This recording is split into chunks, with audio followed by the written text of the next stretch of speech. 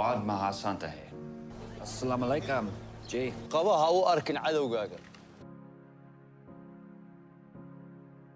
رمضان الكريم أقيارتها سودة بعد مقالكن ما أنتو حكوا ذاك دونا ويل كنديان ويل كان أو يمدي دلك الصوماليو محاكا لقبصة أسيق إي صومالي ده دعوة شوعان تاريخ واسدح نوفمبر لو ذكون التيدي وحن أركينا ويل لقوم قعاو جاي بهدور ويل كان وحوج عليها إنو نقضو مال قراي وين أو قرو شي كوينكا وحون روا إنو إيبيو وقاقو أسيقو قراي جاي بهدور وحسو قلي أمير سوبر ماركت وحونو إيمانيا ويل كشقيناي هالكاس جاي بهدور ويل كي وحسكو شيغيا إنو ياهي وريه قراءة وحون ليها وحان روا إنا كويديو سؤال oo ka qaad wareysi ee diyaar mu tahay Jay Bahadur wuxuu bilaabayaa inuu ka duubto cod wuxuuna sidoo kale bilaabayaa inuu ka qoro maqaalo wiilkii wuxuu ku leeyahay aniga waxba igama deefaysi man ugu soo canbixaysi waxaa jiro dalal hadaa tagti aad ka soo qorti qisooyinkooda aad caan u naqanaysid oo bugaagtaadana ku gadmayaan Jay Bahadur wuxuu ahay su'aalihiisa mid weydiinayo cunooyinka supermarketka yaalo qiimahooda iyo sida uu kala gadaan wiilkan wuxuu ahay mid kula meerisan hadalkiisa wuxuuna markale u sheegayaa inuu aasto dalal sida Soomaaliya camal waa hagaag Jay Bahadur uu ka soo tagay wuxuu soo qaadanaya gaarigiisa Jay Bahadur intuu wadada soo socday wuxuu arkayaa saaxiibadiisa hore gurigeeda asigoo fiirinayo ay waxa ku imaanaya gaari wuxuuna su'aasanaya gurigiisa saaxiibadiisa horena waa mid ka dhaawacday qalbiga waa hagaag maalintii ku xigtay waxaan arkaynaa Jay Bahadur oo loo keenay hadiyad waxayna ahayd waqti qalin jibinta oo qalin jibinayay Jay Bahadur waxa loo keenayaa geedka lagu ruto baqshadaha waxaana loo ku dhejinayaa albaabka gurigiisa Jay Bahadur wuxuu warqado u qorayaa qolooyin ka shaqeeyaan warbaahinta wuxuuna rabay inuu noqdo wariye caan ah oo qoraa ah laakiin Jay Bahadur waxa soo gaarayso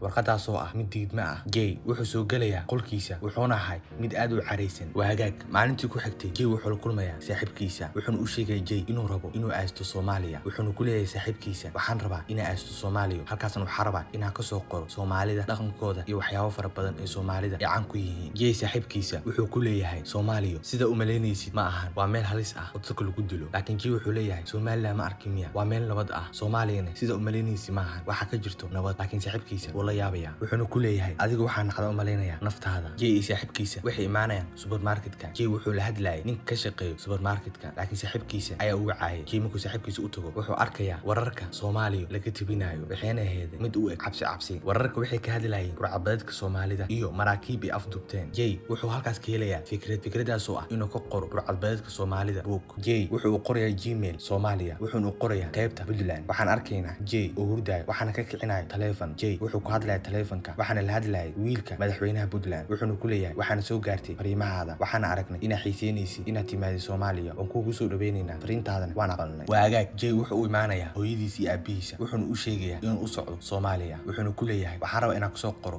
buugaasna wuxuu noqonayaa midka ugu caansan ee la iibsado sanadadan magaciisana waxa uu bixiyay burcadbadeedka Soomaalida Jay aabihiisa iyo hooyadiisa way la yaabayaan wayna kanaxayaan arrinkaas intuu Jay hadal ku waday waxa Jay soo wacayo markale wiilka madaxweynaha Puntland Jay markuu telefoon ku soo hadlo wuxuu ku soo noqonayaa hooyadiisa iyo aabihiisa waxayna weydiinayaan su'aalo fara badan oo ah miyaa lagu diyaariyay security qaas ah oo ku ilaaliyo xaaladda Soomaaliya waa mid aan caadi ahayn Jay wuxuu ku leeyahay waxa ay diyaariyeen security qaas ah waa hagaag ugu dambeyntii Jay wuxuu soo raacayaa diyaaradda wuxuuna soo aasanayaa dhankaasi Soomaaliya waxay soo marsiinaysaa dalal aad u fara badan waxayna ugu dambeyntii imaanaysaa Boosaaso Puntland Jay wuxuu daaqada ka arkayaa nin loo dhiibayo warqad ay ku qoran tahay Ilaahay u caabi waxaana qori ku hayay nimankii waxay madax ku dhufanayaan ninkii cadiinka ahaa Jayna wuxuu noqonayaa mid isku naxsan Jay diyaaradoo dhan waxa u saarnay dad cadiin ah oo la soo wada dilay waxayna wateen warqad ku qoran tahay Ilaahay u caabi Jay wuu isku naxayaa wuxuuna u soo cararayaa qaybta duulimaadka waxaana ku ciyaaraya pilotkii diyaaradda waday Jay waxaasoo dhan waxay ahaayeen wuxuu ku qarwaayay wuxuuna ka soo kacayaa hurdada wuxuuna arkayaa xariif Soomaali oo ag fadhiyo wuxuuna dareemayaa xaalad inay tahay mid iska caadi ah Jay diyaaradda ka soo qaaday Boosaaso waxay keenaysaa gaalkacyo waxaana halka airportka ku sugayay wiil Soomaali ah oo u soo diray wiilka madaxweynaha Puntland Jay waxay isbaranayaan wiilkii wuxuuna ku leeyahay magaciisa waxa la Cabdirasaaq waxaana ugu wici kartaa Cabdi wiilkii Soomaaliga ahaa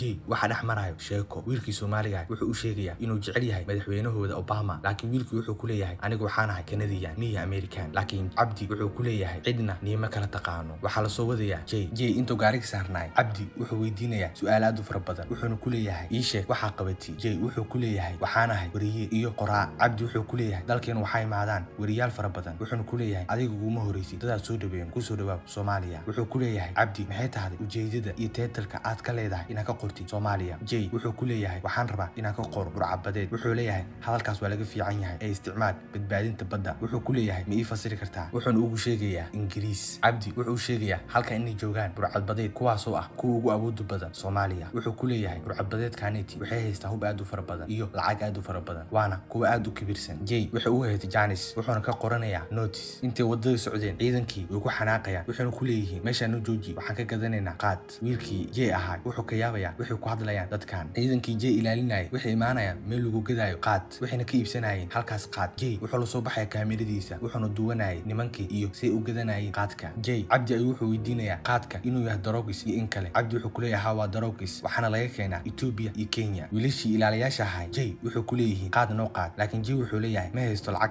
aan ku gado qaad wiilashii ilaaliyaasha ahaa wuxuu ku leeyahay waayahay aniga ayaa ku qaadayno qaadka Jay waxa loo keenayaa qaadka waxaana leeyahay kan adiga ayaa iska leh ee dhadhami Jay markuu gashto afka wuxuu dareemayaa inuu yahay mid xaraar ah wuuna iska tufayaa Jay ugu dambeyntii waxa la keenayaa Garabe waxaana halkaas joogay wiilka madaxweynaha Puntland magaciisa waxaa lahaa Masar Faroole wuxuu u sheegayaa wiilkii telefoonka la hadlayay inuu yahay asiga Jay waxa la tusayaa warbaahinta ay haystaan Soomaalida sidoo kale waxa la tusayaa inuu la xiriiri karo si director ah Canada hadduu u baahan yahay waxa ay soo raacayo Masar Faroole iyo Cabdi iyo ciidankii ilaaliyaha ahaa wuxuuna Cabdi u soo kaxeynayaa wiilkan cadiinka ah aabihiisa oo ah madaxweynaha Puntland Masar Faroole wiilkii Jay ahaa wuxuu u sheegayaa inuu Soomaaliya buuxaan burcadbadeed fara badan wuxuuna u sheegayaa meesha ugu halista badan inay tahay Eyl wiilkii cadiinka ahaa wuxuu ku leeyahay hawa aqaana Eyl waana soo baaray waxa halkaas joogo ayuu ku leeyahay in lagu magacaabo Boya oo ah burcadbadeedka kuwa ugu waaweyn laakiin Jay wuxuu leeyahay waxaan rabaa inaan la kulmo Boya waxaan rabaa inaan la soo yeeshto waraysi Cabdi iyo Masar Faroole wuxuu u sheegayaa wiilkii cadiinka ahaa inay tahay halis waxayna ku leeyihiin waxay ku qaadanaysaa la kulankiisa isbuuc ama 2 isbuuc waana halis meelahaas ugu dambeyntii waxa la keenayaa madaxtooyada Puntland waxayna halkaas u soo galayaan gudaha Masar Faroole wuxuu salaamayaa aabihiisa wuxuuna leeyahay waxaan rabaa inaan ku baro Masar Jay Bahadur oo ah qoraa waxaan halkaas ku baranayo madaxweynaha Puntland iyo Jay sidoo kale waxa la barayaa ilaaliyaha qaaska madaxweynaha Jay wuxuu ku hadlayaa Soomaali wuxuuna leeyahay waad mahadsan tahay madaxweynaha Puntland wuxuu ku leeyahay waxa taqaana Soomaali wuxuu ku leeyahay Jay waa isku taxaluujiye waxaana rabaa inaan sii barto afka Soomaaliga Jay wuxuu bilaabayaa inuu ka qaado waraysi madaxweynaha Puntland wuxuuna soo baxsanayaa geedkii yaray oo lagu duwayay codka wuxuuna ku leeyahay waxaan rabaa inaan ka duubo cod soo caadi maahan madaxweynaha Puntland wuxuu ku leeyahay ha way ka duubi kartaa codka madaxweynaha Puntland wuxuu kala hadlayaa Jay waxbarashada Soomaaliya iyo wax ku saabsan Soomaalida wuxuuna sidoo kale u sheegayaa halkan inuu ku yirihiin iskuulada madaxweynaha Puntland wuxuu ku leeyahay ma haystaa magac buugaaga laakiin wuxuu ku leeyahay waa u haystaa waxaan u bixinayaa burcabadeedka Soomaalida madaxweynaha Puntland wuxuu ku leeyahay magacaas waa magac halis ah u bixi magac kale oo qurux badan sida badbaadinta badaha waxa laga soo bixinayaa guriga madaxweynaha Jay waxaana soo wadayo Masar Faroole wuxuu u keenayaa Cabdi wuxuuna ku leeyahay ninkan waa inaan la kulansiisaa Boya oo ah burcabadeed weyn Cabdi wuxuu leeyahay haye Jay Bahadur waa la soo wadayaa waxaana la keenayaa meel uu seexdo halkaas oo aheeday xaafada Cabdi waxaana la siinayaa Jay qol Jay habeenkii uu hudayaa subaxdiina markuu ka soo kaco wuxuu iska furayaa daaqada wuxuu soo baxsanayaa kaamiradiisa wuxuuna ka duwanayay dadka jooga Garawe kaamiro wuxuu arkayaa gabar aad u qurux badan oo marayso wadada Jayna uu ka helayaa gabartii waxay ahayd mid aad u fiirinaysay Master Jay waxa uu maanayo Cabdi wuxuuna ku leeyahay waxa furta daaqada waa mid halis ah daaqada furitaankeeda halkan Jay wuxuu u sheegayaa inuu ka helay gabar wadada maraysay wuxuuna u sheegayaa gabartaasiiti inay tahay xaaska burcadka weyn Garaad wuxuuna leeyahay Garaad waa burcadbadeed weyn oo laga wada cabsoodo magaceedan waxaa la lahaa Maryam waxayna iibisaa qaadka Jay wuxuu leeyahay waxaan rabaa inaan la kulmo Garaad Cabdi wuxuu ku leeyahay Garaad ma la kulmi karo waa nin halis ah ninkaas la kulankiisa Cabdi wuxuu ku leeyahay waxa kula kulansiinaya Boya waxaan aasanaynaa hadda Jay arrinkaas uu ku farxaya waxayna soo aasanayaan Boya waxaana la socday ilaaliyaha madaxweynaha Puntland kuwaasoo ahay kuwa mar walba ilaalinayay amniga Jay Cabdi iyo Jay ilaaliyihiisa waxay imaanayaan meeshuu deganay Boya waxaana la barayaa Jay Boya iyo Jay waxay isku baxayaan meel gooni ah wuxuuna Joy halkaas ku wareysanayaa Boya wuxuu u sheegayaa inuuna burcabadeed ahayn oo badbaadinayo badihiisa wuxuuna u sheegayaa badihiisa inuu kusoo duuleen Chinese Japanese American Ingiriis iyo German wadamo fara badan oo galbeed ah wuxuuna ku leeyahay waxaan badbaadsanaynaa kaliya badaheena wuxuu ku leeyahay ciidan nuuc haystaa wuxuu ku leeyahay waxaan haystaa ciidan gaaraya 300 oo askar ah iyo dooman dheereeyo iyo hub aan caadi haynin waxaana difaacaya badahayga waxaana ka qaadaya canshuurtii ka qaadi lahayd dawladda maadaama dawlad la'aan jirto wuxuu leeyahay waxaan ka qaadnaa canshuurta waxaasna lama dhigi karo burcabadeednimo mana nihin burcadbadeed waxa xanaaqayo oo halkaas iskaga tegayo Boya Cabdi wuxuu ku leeyahay ninkan wuxuu ku xanaaqay uma soo qaadin qaad wuxuu leeyahay haddii ninkan qaad loo soo qaadin ma la hadli karo waxaana qabtay qaad wuxuuna doontaa hadda qaad Jay wuxuu imaanayaa meel telefoon laga wacdo wuxuuna halkaas ka wacaya agency-ga qaybta Canada wuxuuna ogeysiinayaa inuu asiga Soomaaliya joogo wuxuuna ku leeyahay waxaan rabaa halka inaan ka soo qoro book laakiin labadii gabdhood ee halkaas joogeen Jay wuxuu u maleynayaan qof ku ciyaarayo waxayna leeyihiin maya waxaas ma aqbali karno aniga yaa ku dirsaday yaana u baxday jay wuxuu ahaa mid iska wato shaqadiisa waxaana maalin daba soo marayso daaqada gabartii maryan aheede jay wuxuu samaystay wiil yar oo waardiyeeyo daaqada una sheego markay soo marayso maryan jay wuxuu qaadanayaa lacag aad u fara badan wuxuuna isku dayayaa inuu ka baxo banaanka waxaa jooga cabdi iyo ciidanka ilaaliyaha wuxuuna ka cabsoonayaa inuu celiyo cabdi jay wuxuu ka baxayaa daaqada jay markuu imaado meeshay qaadka ku gadaysay maryan wuxuu fiirinayay 2 saacadood waxayna naqatay noloshiisa markii ugu horeysay oo saan u jeclaado gabar jay wuxuu tagayaa maryan wuxuuna ku leeyahay assalaamu calaykum sidoo kale waxay ka qaadaysaa salaanta maryan wuxuu ku leedahay ha waxaan ka arkay daaqada waxayna ku hadlaysay ingiriiska jay wuxuu leeyahay luqada ingiriiska miyaa taqaana iyaduna wuxuu ku leedahay wax yar ayaa ka aqaana sida ku baratay ayuu ku leeyahay maryan wuxuu u sheegaysaa sida u baratay luqada ingiriiska waxayna leedahay waxaan daawadaa mar walbo filmaanta Mareykanka waxaana halkaas ku dhex marayso sheeko jay iyo maryama maryan wuxuu jay siinayaa lacag wuxuuna ku leeyahay waxaan rabaa qaadkaada midka ugu fiican inay siisi jay wuxuu imaanayaa xaafadda wuxuuna waday qaad cabdi ayuu tusayaa qaadkuu soo gadiyay waxaana qaadkii u geenayaa booya waxaana sidoo kale la qaylayay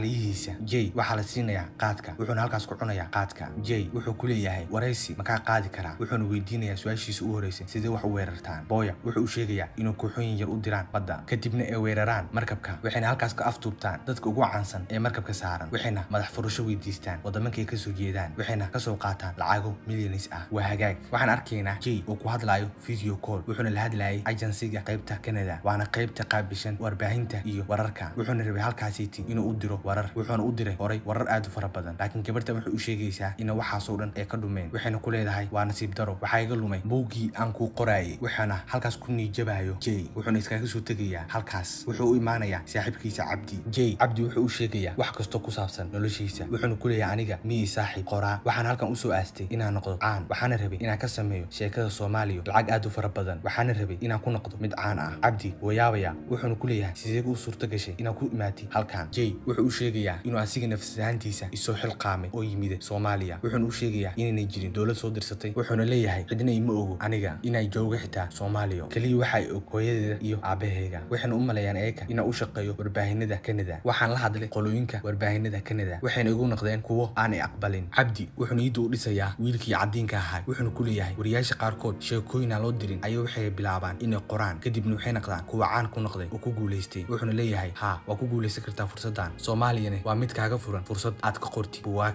iyo maqaalo cabdi wuxuu ku leeyahay waxa kula kulunsiinayaa garaad jay wuu soo baxaya wuxuuna u imaanayaa maryama wuxuu ku leeyahay waxaan rabaa inaan la soo kulmo maanta ninkaaga waxaana rabaa inay siisi qaadkaaga kan ugu macaan maryam waxay soo siinaysaa qaadka jay iyo cabdi way soo baxayaan waxayna u imaanayaan garaad waxay waqti badan ku sugayeen banaanka garaad waxaana ugu dambeyntii imaanayo garaad joy garaad wuxuu ku leeyahay waa ku faraxsanahay la kulankaaga wuxuuna ku leeyahay waxaan rabaa inaan kaa qaado waxyaabo yar oo waraysi ah ee mii ogashahay intuuna waraysiga u bilaabin wuxuu soo qabanayaa qaad wuxuuna siinayaa qaadka wuxuuna leeyahay waa hadiyad aan kugu talagalay adiga masar garaad wuxuu ku leeyahay waxa kamid tahay macaamiisheeda mana rabo inaan iska qasaariyo xabad jay wuxuu leeyahay waxaanahay qof aad u nasiib badan haddaanan dhimanin oo aan noolahay jay waxaa la weydiinayaa qaadka halkuu ka keenay jay wuu isku naxayaa wuxuuna u malaynayay inuu ogaaday inuu ka soo gadiyey xaaskiisa wuxuuna ku leeyahay waxaan ka soo gaday suuqa Garowe waxay bilaabayaan waraysigooda garaad wuxuu ku leeyahay waxaan fuliyey 800 ka badan oo afduub ah waxaana haystaa 13 kooxood oo ilaa Boosaaso ilaa eel joogaan joy wuxuu ku leeyahay waxaan hor waraysi u soo qaaday booya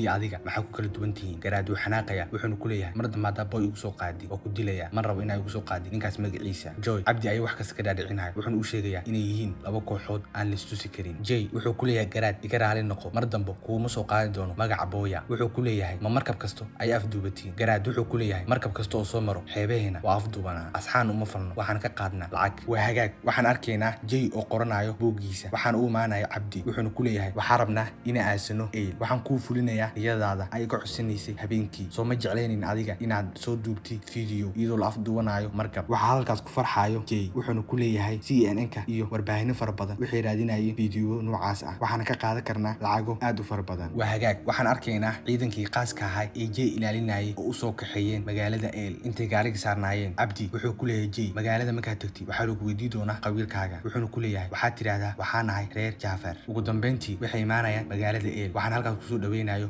odaygii wuxuu weydiinayaa qabiilkiisa wuxuuna ku leeyahay jay waxaa nahay reer Jaafar odaygii wuxuu keenayaa gurigiisa waxayna habeenkii ku casheynayaan halkaas waxaana halkaasi ku sheekaysanayaan wiilkii cadiinka ahaa iyo familkii halkaas deganay wiilkii cadiinka ahaa maama halkaas joogtay waxay u sheegaysaa inuu ma kootagiyo Canada ee dawladda Canada ka caawiso magaalada eel caafimaadka iyo waxyaabaha ku saabsan waxbarashada waa hagaag subaxdii dambe jay waxaa loo soo wadayaa halkay ka baxayeen burcad badeedka waxaana jay lagu leeyahay saarnaaw gaarigaaga waxaa lasoo hadlaynaa burcad badeedan jay wuxuu arkayay inay xaaladda ahayn mid aan caadi ahayn waxaa halkaas ka dhacayo istaagtaag badan waxaana istaagtaagayay cabdi iyo ciidankii la socday iyo burcad badeedkii waxayna ku dhahayeen ninkaaniiti waa sirdoon u shaqeeyo Mareykanka mana rabno inuuna raaco waxaa gaariga kasoo baxayo jay waxaana lagu wada qabanaya qoray waxaa isku aadinaya cabdi wuxuuna ku leeyahay ha aniga idil waayahay hadaad dilaysiin ninkan waxaa halkaas kasoo tegaya jay iyo cabdi iyo ciidankiisa jay riyadii ugu weyneyd oo lahay oo ahayd inuu kasoo duubo fiideo iyadoo la afduwanayo markab way ka fashilantay wuxuuna ahaa mid nii jabsan waxa uu maanayo cabdi wuxuuna u waday taleefon wuxuu ku leeyahay waxaa kusoo wacay hooyada iyo aabaha waxaana cabdi hooyadiis aabiis ku leeyihiin waxaa halkaa lagu dilayaa rag fara badan oo cadiin ah waa inaad iskaga soo tagtaa Soomaaliya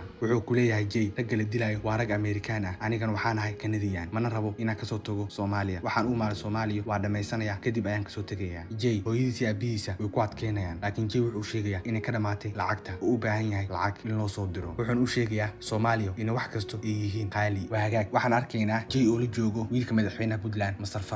Farole wuxuu u sheegayaa jay xaaladiisa inay tahay mid halis ah magaaladani la dilayo dadka cadiinka ah la afduwanayaan dadka cadiinka ah wuxuu u sheegayaa sidoo kale in ceeb ka soo gaarayso aabihiisa haddii asiga wax soo gaaraan wuxuuna ku leeyahay waa inaad iskaga tagtaa halkan sida uu dhaqsiyaha badan jay wuxuu leeyahay nafteeda hadda kuma jirto halis laakiin ninkii waardiyaha qaaska ahay wuxuu u sheegayaa waxa ka soo qabsaday eyl laakiin eyl wuxuu leeyahay waxay ahayd qaladkayga waxaana aastay meel halis ah waxaana rabaa inaad iska sii joogo aniga halkan arrinkaas markuu maqlo Masar Farole wuu xanaaqaya wuxuuna ku leeyahay waa inaad baxdaa sida uu dhaqsiyaha badan wuxuuna wacayaa cabdi wuxuu ku leeyahay ninkan waa inaad u jirtaa tikid waana inaad dirtaa sida uu dhaqsiyaha badan jay cabdi wuxuu ku leeyahay waalidkayga ma ii soo direen lacag wuxuu ku leeyahay ha waxay taalaa bankiga wayna kuu soo direen way ku farxayaan arrinkaas cabdi iyo wiilkii cadiinka ah jay way soo baxayaan kalkaan ma la soconin wax waardiyaha waxayna soo qaadanayaan mooto waxay rabeen inay la kulmaan booya waxaa qabanayo waardiyaashii booya waxayna leeyihiin waxaa rabin inaan la kulanno booya wuxuuna u wadiyey funaanadii oo markii ugu horreysay la kulmayay booya uu watay funaanadaasiit waxaa ka helay booya wuxuuna u keenayaa booya wuxuu ku leeyahay gasaca kalluunka waxaa laga dhoofi jiray waddankeena laakiin hadda waa ku liish baranaa jay waxaa lagu dhahayaa kaale liish gasacyada laakiin jay wuxuu leeyahay wiligay qori ma qabanin wuxuuna ka cabsoonayaa qoriga laakiin ugu dambeyntii wuxuu ku liish baranayaa gasacyadii wuuna la helayaa jay wuxuu leeyahay waxaa shiishay gabaraa la socon jiray nin hadda guursanayo booya wuxuu ku leeyahay waa risaas khasaartay laakiin joy wuxuu leeyahay waa la helay ma khasaarin booya wuxuu ku leeyahay guushaada wax raaxa ah ma lahan waa mid iska aargoosasho ah joy booya wuxuu kasii qaadayaa waraysiga wuxuuna ku leeyahay waxaan rabaa inay ii dhamaystirti waraysiga wuxuuna ku leeyahay markabkii ugu dambeeyay ee lahay Mareykanka yaa afduubtay wuxuu ku leeyahay haddaa rabti inaad jawaabtaas ogaatid waxaa ka heli kartaa meelaha lagu gado qaadka wuxuu soo raadinayaa Maryan laakiin Maryan ma joogin meesheeda qaadka